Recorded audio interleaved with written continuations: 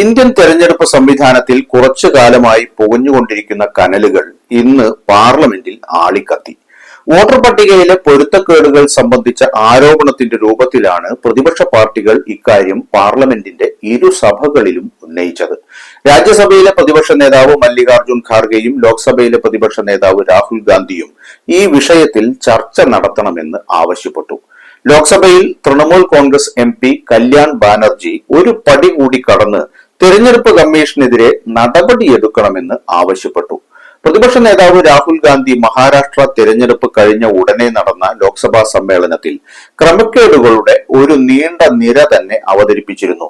ഒരു കെട്ടിട നമ്പറിൽ 7000 വോട്ടർമാർ വന്നതിനെ കുറിച്ചും 5 വർഷം കൊണ്ട് ഉണ്ടായ അത്രയും വോട്ടർമാർ 5 മാസം കൊണ്ട് ഉണ്ടായതിനെയും കണക്കുകൾ നിരത്തി രാഹുൽ ഗാന്ധി ചോദ്യം ചെയ്തിരുന്നു.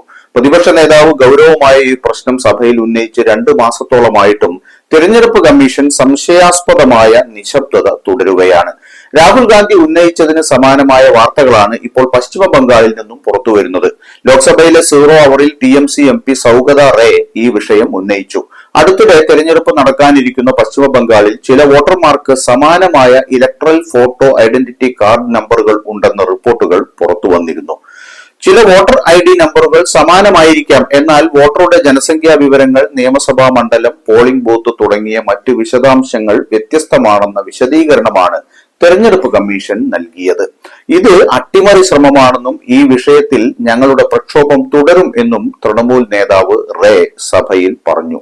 ഇതിന് സ്പീക്കർ ഓം ബിർള ചോദിച്ച ചോദ്യം വിചിത്രമായി. സർക്കാർ വോട്ടർ പട്ടിക തയ്യാറാക്കിയോ എന്ന ചോദ്യമാണ് ഓം ബിർള ചോദിച്ചത്. സർക്കാർ വോട്ടർ പട്ടിക തയ്യാറാക്കുന്നില്ലായിരിക്കാം, പക്ഷേ രാജ്യത്തുടനീളമുള്ള വോട്ടർ പട്ടികകളെ കുറിച്ച് ചോദ്യങ്ങൾ ഉയർന്നു വരുന്നുണ്ടെന്ന് ഇതിന് രാഹുൽ ഗാന്ധി മറുപടി പറഞ്ഞു.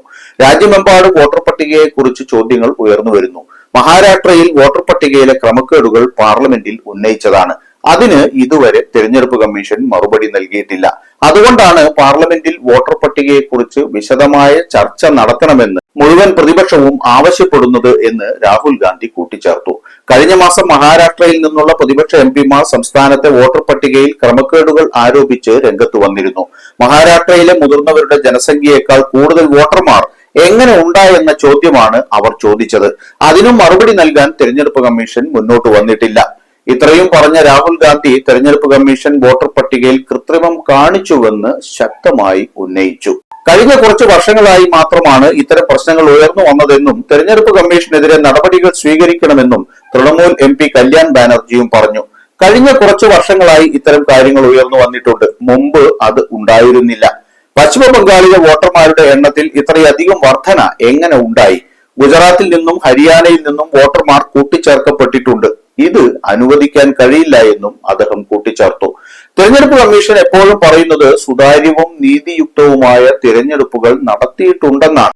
എന്നാൽ കഴിഞ്ഞ കുറച്ച് വർഷങ്ങളായി സുതാര്യമായ തിരഞ്ഞെടുപ്പുകൾ നടന്നിട്ടില്ലെന്ന് വ്യക്തമാണ്. കഴിഞ്ഞ കുറച്ച് വർഷങ്ങളായി നീതിയുക്തമായല്ല തെരഞ്ഞെടുപ്പുകൾ നടക്കുന്നതെന്നും ബാനർജി ആരോപിച്ചു. ഇത്തരം ആരോപണങ്ങൾക്കെതിരെ തെരഞ്ഞെടുപ്പ് കമ്മീഷൻ ശരിയായ നടപടി സ്വീകരിക്കുന്നില്ല. ഈ കാരണത്താൽ തെരഞ്ഞെടുപ്പ് കമ്മീഷനെതിരെ ഉചിതമായ നടപടികൾ സ്വീകരിക്കണം എന്നും ബാനർജി ആവശ്യപ്പെട്ടു.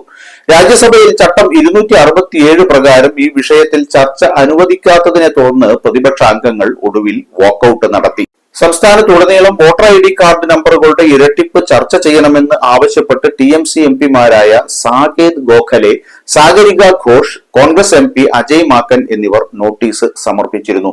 ഈ നോട്ടീസുകൾ നിരസിച്ചതായി ഡെപ്യൂട്ടി ചെയർമാൻ ഹരിവംശ് അറിയിച്ചത് പ്രതിപക്ഷ ബെഞ്ചുകളിൽ നിന്ന് വലിയ പ്രതിഷേധത്തിന് കാരണമായി. വോട്ടർ പട്ടിക സംബന്ധിച്ച വിഷയത്തിൽ ഖാർഗെ സംസാരിച്ചു തുടങ്ങിയപ്പോഴാണ് നോട്ടീസുകൾ താൻ ഇതിനകം നിരസിച്ചുവെന്ന് ഡെപ്യൂട്ടി ചെയർമാൻ അറിയിച്ചത്. ഇതോടെ പ്രതിപക്ഷം വാക്കൌട്ട് നടത്തി. ഇതുകൊണ്ടൊന്നും തെരഞ്ഞെടുപ്പ് കമ്മീഷന് വല്ല കുലുക്കവും ഉണ്ടാകുമെന്ന് കരുതേണ്ട. സുപ്രീം കോടതി നിർദ്ദേശം തള്ളി ഒരു ഭരണകൂടം തെരഞ്ഞെടുപ്പ് കമ്മീഷനെ സൃഷ്ടിച്ച നാട്ടിൽ നീതി നടപ്പാവുമെന്ന് നിഷ്കളങ്കരെ നിങ്ങൾ കരുതുന്നുണ്ടോ?